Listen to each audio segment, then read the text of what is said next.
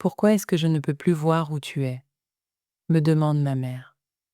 Chaque fois qu'elle fait ça, je fais l'innocent plutôt que d'admettre que j'ai arrêté de partager ma position iPhone avec elle. Mon iOS a dû se mettre à jour, je mens. C'est sûrement ce que ressentent les adolescents quand leur mère pose la même question. Sauf que je ne suis pas un adolescent. J'ai 50 ans. Oh, eh bien, pourrais-tu réparer ça? Dit-elle. Bien sûr, maman. Et je réactive le partage de position. J'ai autorisé ma mère à me suivre pour la première fois quand mon mari, Drew, et moi traversions le pays en voiture. Nous vivions à San Diego, mais nous possédions une location de vacances en Floride et nous vivions dans chaque endroit une partie de l'année. Partager ma position a commencé comme une mesure de sécurité. Au moins une personne saurait où nous étions au cas où quelque chose arriverait au milieu de nulle part. En suivant nos progrès quotidiens, ma mère y gagnait une certaine tranquillité d'esprit. Cependant, quand le voyage a commencé à devenir monotone, après avoir vu tous les parcs nationaux et les petites villes sympas sur la route, Drew et moi avons commencé à prendre l'avion. Sans ces périples à travers le pays, le besoin pragmatique de partager ma position a disparu. Mais il était trop tard. Ma mère avait pris l'habitude de cette visibilité. Depuis lors, nous avons instauré une routine, j'arrête de partager ma position. Elle appelle pour enquêter. Puis je me sens coupable et je recommence à la partager. Le besoin que je ressens de poser cette limite n'est pas une question de vie privée. Je ne vais nulle part où je ne voudrais pas que ma mère sache que je suis. Il m'arrive parfois d'aimer m'éclipser et de m'évader. Et il y a quelque chose de libérateur quand personne ne sait où je me trouve. Mais en vérité, je n'ai rien à cacher. Je me cache pour le bien de ma mère. Une fois, pendant une période de partage de position, elle a appelé en panique à propos de mon chien, Chip. Chip va bien. Maman, ai-je dit. Pourquoi? J'ai vu que tu étais chez un vétérinaire aujourd'hui, et j'ai eu peur qu'il soit arrivé quelque chose de grave. Pour être juste, Chip est l'un de ces chiens aimés par tous ceux qu'il rencontre. Un croisé labrador rescapé qui aime se blottir et s'appuyer contre vous pendant que vous le caressez. L'idée qu'il puisse être malade ou blessé serait donc bouleversante pour beaucoup de gens, surtout pour ma mère. Malgré cela, le fait que ma mère soit au courant de cela ressemblait non seulement à une violation, mais cela lui donnait plus de raisons de s'inquiéter. Pas moins. J'ai de nouveau résolu de lui couper l'accès. C'était juste son examen annuel, maman, ai-je dit. Je te promets. Il va bien. Tu sais comment est mon esprit, a-t-elle dit. J'imagine toujours que quelque chose de terrible est arrivé. C'est vrai, elle imagine toujours le pire. Une autre fois, j'ai composé son numéro sans m'en rendre compte depuis ma poche, alors que je faisais des courses. Elle a répondu à chaque appel accidentel, pour n'entendre que l'intérieur de mon pantalon s'agitait à travers les rayons d'un grand magasin. Au moment où nous nous sommes parlé, elle s'était convaincue que j'avais été kidnappée au Sam's Club de Panama City Beach, bâillonnée par mes agresseurs, et que mon seul moyen de secours était d'appeler à l'aide avec mes fesses. Ce que je devais faire était clair. Personne n'a besoin du stress d'imaginer son fils cadet ligoté dans une camionnette sans fenêtre. Peu de temps après l'avoir coupé, pourtant, mon frère aîné, Paul, a fait une grave crise mentale. Officiellement, on lui a dit qu'il souffrait d'une psychose induite par le cannabis.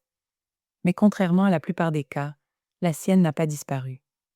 Les médicaments calmaient les voix dans sa tête, et il a vécu chez mes parents pendant un certain temps.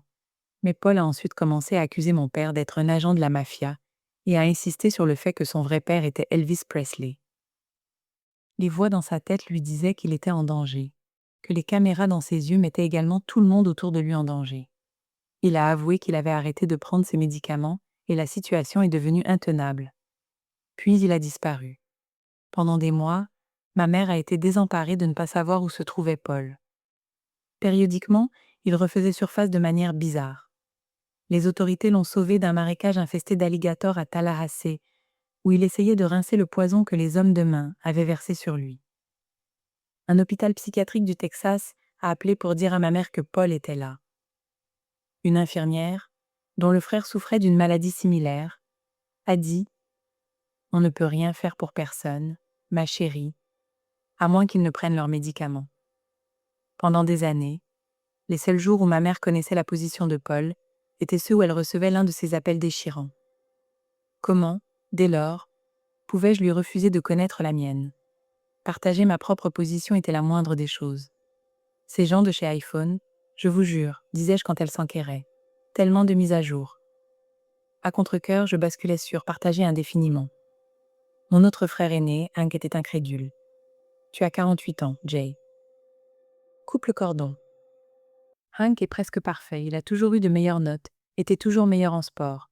Ma mère et mon père l'ont toujours préféré. Honnêtement, moi aussi je le préfère, et je l'admire. Il est économe, drôle, responsable. Sa plus grande qualité est peut-être la façon dont il pose des limites avec tout le monde dans sa vie. Une année, il a même offert à tout le monde dans la famille un exemplaire du livre. Les limites pour Noël. Surtout, je pense, pour nous donner le contexte de toutes les fois où il disait non. Mais j'ai aussi pris ses reproches à cœur parce qu'il n'avait pas tort. Pourquoi moi, un adulte accompli au milieu de sa vie, permettais-je à ma mère de me pister? J'ai de nouveau arrêté le partage. Peu de temps après, pourtant, Hank a passé l'appel qu'on ne reçoit qu'une fois dans sa vie. Papa n'a pas survécu, a-t-il dit. Mon père était entré pour une procédure simple qui ne nécessitait même pas d'anesthésie. Je lui avais parlé sur le chemin de la salle de sport, et il avait plaisanté sur le fait qu'il n'allait nulle part. Il y a encore trop de poissons à pêcher, avait-il dit. Je ne me souviens pas avoir fait ma valise ou être allé à l'aéroport pour voler de San Diego à Nashville. Tout ce dont je me souviens, c'est du coucher de soleil alors que nous survolions l'Arizona et le Nouveau-Mexique. Le genre où l'on voit le contour précis du soleil descendre lentement, ce que j'ai pris pour un adieu de mon père, me laissant savoir que ce n'était pas grave si je n'étais pas là, que nous nous reverrions bien assez tôt. La deuxième chose dont je me souviens, c'est d'avoir partagé ma position avec ma mère. Je savais qu'elle avait besoin de savoir que j'étais en route. Et, honnêtement, j'ai moi aussi trouvé du réconfort à savoir qu'elle le savait. Paul a manqué les funérailles de mon père. Aucun de nous ne l'avait vu depuis près de 7 ans. Je ne me souviens pas quand j'ai de nouveau arrêté de partager ma position après les funérailles de mon père. C'était probablement lors d'une de mes escapades pour faire mon deuil, réfléchir et prier. Je me souviens cependant avoir recommencé à la partager. C'était 4 mois plus tard, le mardi avant Thanksgiving, et la veille du 78e anniversaire de ma mère. Un coroner adjoint du comté de Clark, dans le Nevada, a appelé pour dire que 2 passants avaient trouvé le corps sans vie de Paul dans la rue à Las Vegas.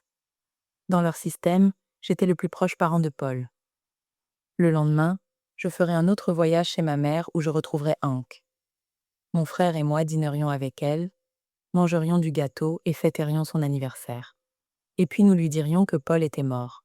Drew et moi étions en Floride, donc je n'avais pas à traverser tout le pays. Avant de faire les 6 heures de route jusqu'à la maison de ma mère en Alabama, cependant j'ai consciencieusement partagé ma position. Ma mère ne va plus jamais avoir à demander pourquoi elle ne peut plus voir mes déplacements. La dernière fois qu'elle l'a fait, je me suis tournée vers ChatGPT pour obtenir des conseils sur les limites. Il m'a répondu par un message mignon sur le fait de garder une part de mystère avec la promesse que je l'activerais chaque fois que je voyagerais, ce qui semblait être un bon compromis. Mais lors d'une visite récente, j'ai déposé ma mère à l'aéroport et je l'ai regardée s'engager dans la file de la sécurité. Elle a accompli les tâches habituelles, a montré sa carte d'identité, a posé pour sa photo, a placé ses bagages sur le tapis, toute seule. Cette image m'a anéantie. Mon père ou quelqu'un aurait dû être dans cette file avec elle. Elle portait tellement plus qu'un sac à main et une valise à roulettes. Je me suis précipitée vers le parking pour pleurer. Peut-être que cette histoire de partage de position, finalement, n'est pas seulement liée à son anxiété.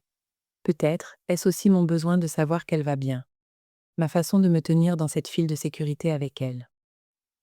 Après la disparition de Paul, après la mort de mon père, après tous ces moments que nous ne pouvions pas contrôler, peut-être que le partage de ma position est devenu un acte silencieux de réassurance. Comme pour dire, je suis toujours là.